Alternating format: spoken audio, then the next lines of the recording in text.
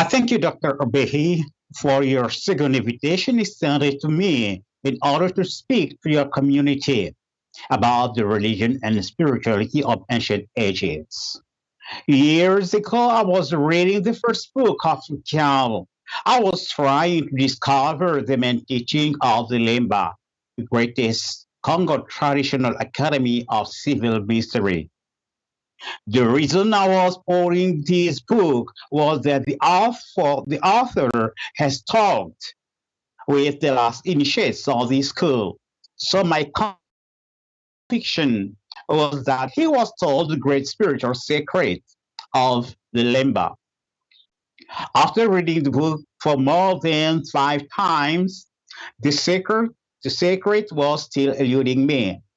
I prayed and was then led to ponder one of the songs of Lemba contained in that book.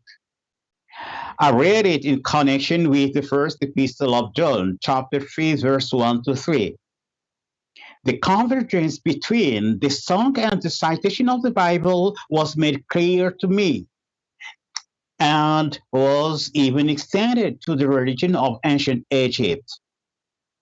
It is said in First John that we are now children of God, but what we will be have not yet been manifested. Now, it is clear that in heaven we will be children of God.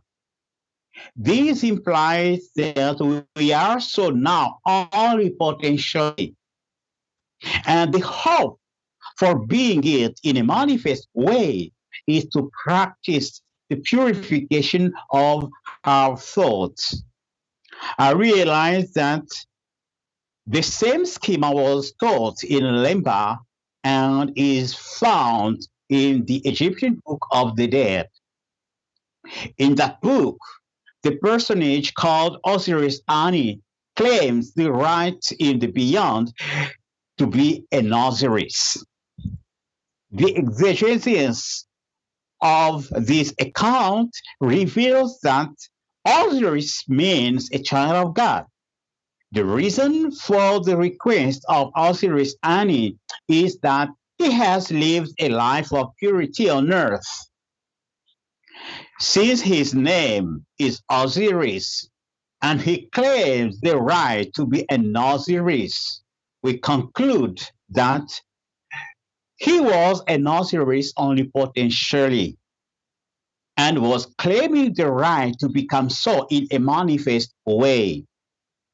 Thus, religion in ancient ages was the means to regain one's lost ability to be a manifest child of God, to be an Osiris, an ability lost due to our own original and subsequent bad uses of the God-given free will. In his History of Science, Smith Williams insists that all Egyptian science is eminently practical. According to that nature, any text of the Egyptian religion is intended either to have the initiate regain the nature of child of God he has lost, or it is intended to hide the divine truth from the foreigners, that is, from the inquisitive Grecian students. To hide the religious teachings from the foreigners was one of the obsessions of the Egyptian. The Egyptian priests devised a dilatory schema to keep the Grecian away from the divine mystery. They obliged them to start with interminable study of human mystery to be qualified for the study of the divine. The reluctance of the Egyptian to open the access to their religion to foreigners is seen also in the fact that after conquering the land of the pharaohs, the Grecian asked one of the Egyptian priests they had found in Siru to conceive a cult for them. Instead of revealing to his new masters the religion of his ancestors, Manetho, the said priest, rather composed for them a false new doctrines, the cult of Apis, a religion based on the worship of a bull. Therefore, when reading a text of the Egyptian religion, we must bear in mind that it is intended either to participate in helping the initiate to regain the manifest expression of his true nature as a child of God, an Osiris, or it is just myths intended to hide the divine truth from foreigners. There were three main schools of theology in ancient Egypt: the Memphite, the Hermopolitan, and the Heliopolitan. Though these three teachings are different, the Egyptian did not see them as contradictory, but as complementary. Thus, we base our knowledge of the religion of Egypt on the theology of Memphis.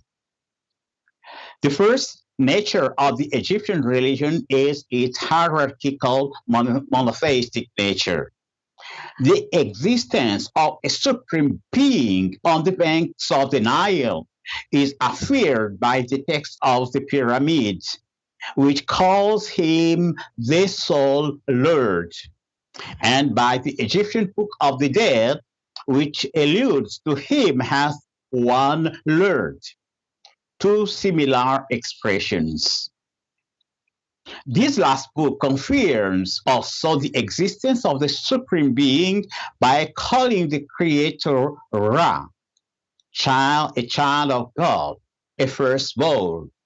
This implies the existence of a higher realm in connection to which the Creator is a child.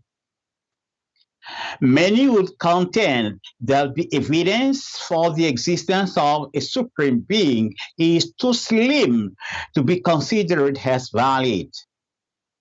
Here, I must denounce a schema used by the West to disparage other religions of the world.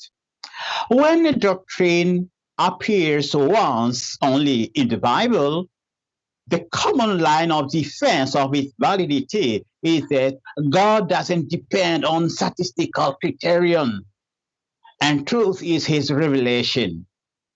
I, for one, insist that the same schema must be used for the religion of ancient Egypt, because the Black people conceive revelation to be the very nature of the epistemes, the ideologies. This is confirmed in ancient Egypt by the depiction of the soul as a bird or a butterfly hovering over the head of a person. God, the Most High, was conceived in ancient Egypt to be transcendent. This nature is seen in the fact that prayers were never addressed directly to him. The highest God to whom prayers were directly addressed is Atum, the solar creator of this temporal universe. It should be added that the nearest gods through whom requests are made to the heavens are the dead gods, our holy ancestors. Thus, as we said above, the monotheism of ancient Egypt is a hierarchical one. The Most High thrones above lower divinities that are but his manifestations. Thus, we don't have to confuse